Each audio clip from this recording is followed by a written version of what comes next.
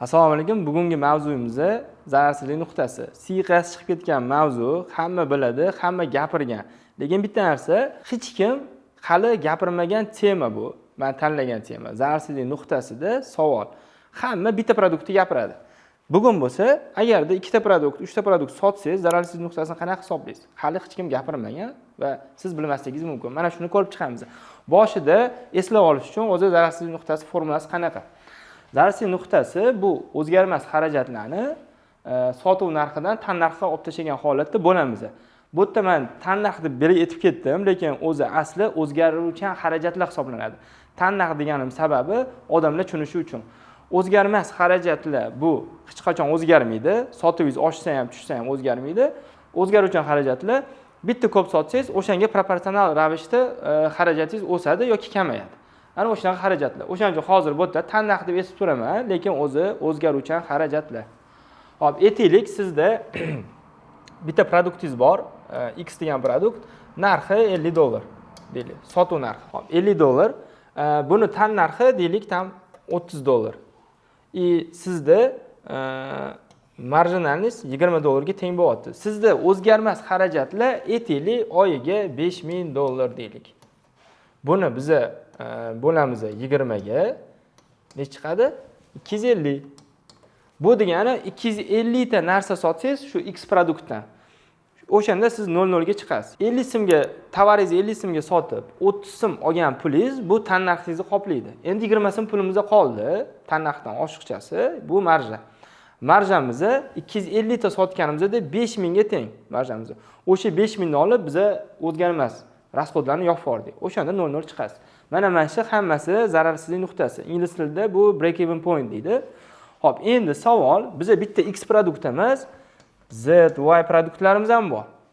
Hozir biz aytdikki, X produktdan 250 ta sotsak, mana bunga chiqamiz. Endi bizda 3 ta produkt bo'lsa, bulardan nechta sotish kerak degan savol. Ana o'sha narsani hozir ko'rib chiqamiz. Xo'p, mana bu yoqda qo'yib qo'yganman, mana mahsulot A, B, ya'ni A kategoriya bitta mahsulot, ikkinchi mahsulot. Sotuv narxi bittasi $50, ikkinchisi $80 va uni tan narxi yana bir bor, bu o'zgaruvchan xarajatlar. Bittasi $30 tan narxi, bittasi bo'lsa $50.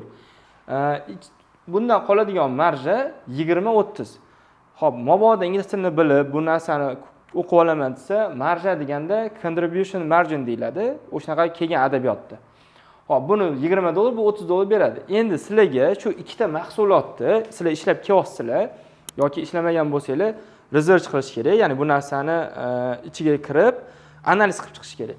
Siz A produkt bilan B produktni sotuv nisbatini topishingiz kerak. Bir oyda 100 ta narsa sotsangiz, A dan nechta sotasiz, B dan nechta sotasiz. O'shani proporsiyasini chiqarib olishingiz kerak.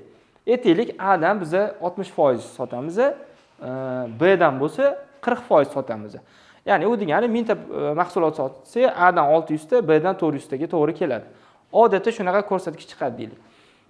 Bizning o'zgarmas xarajatlarimiz aytaylik $15000. Endi biz nima qilamiz? Bu yerda mana o'zgarmas xarajatlarni sotuv narxi minus tannarx. Bu hammasi teng nimaga desa, CM deydi buni, contribution margin. Ya'ni marjaga teng. Bizda endi marja bor, qaysi? 20-30. Lekin ikkalasini qo'shsak bo'lmaydi. Nimaga? Chunki bizda mana bunaqa proporsiya bor. O'shaning uchun biz nima qilamiz? 20 ni ko'paytiramiz 0.6 ga 20 plus 30 ni ko'paytiramiz 0.4 ga teng bo'ladi 12 plus 12 bo'lishi kerak. Xo'p, bizda 24 chiqdi. Bu mana shu marja deydi. Boya ko'rsatganim, mana bu yoqda marja 20 chiqdi, mana 5000 ni 20 ga bo'lyapmiz. Lekin o'tda ikkita produkt bo'lganligi uchun biz 20 ni 30 ga qo'shib bo'la olmaymiz, sababi proporsiya bor. Mana 24 chiqdi. Buni o'rtalama marja deydi. Weighted average contribution margin deydi ingliz tilida. Xo'p, endi buni biz nima qilishimiz kerak? Mana 15000 ni zararsizlik nuqtasi deylik. 15000 ni bo'lamiz 24 ga. Chiqyapti 625. 625 ta mahsulot sotishimiz kerak. Qaysidan desa, общий deyilyapti. Endi buni ajratib olishimiz kerak. A dan nechta, B dan nechta. Xo'p, A dan sotadigan mahsulotimiz 625 ko'paytirilgan necha foiz? 60% bizda anaqa proporsiya. Bu teng, hop, ko'paytirilgan 60% teng 375. 375 va B produktimiz 625 dan ko'paytiramiz 40% ga. 250. Qo'shsak mana 500, 625. Ha. Bu mana zararsizlik nuqtasi ikkita produktda qanaqa chiqadi desa, A produktdan 375 ta sotishingiz kerak, B produktdan 250 ta.